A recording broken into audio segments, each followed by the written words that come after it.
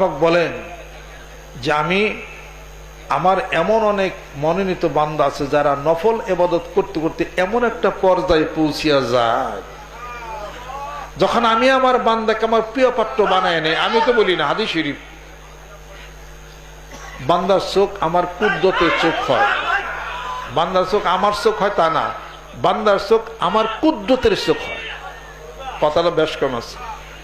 হাত আমার কুদরতের হাতের সাথে মিল হয়, যে হাতে ধরে। পা আমার কুদরতের পার সাথে মিল হয়ে যায়, যে পাও হাঁটা চলাফেরা করে।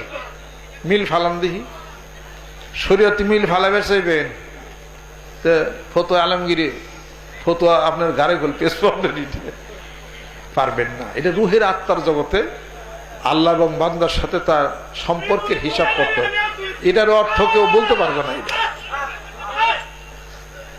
আজ এটা হলো একটা রুহের আত্মার জগতের কথা। এটা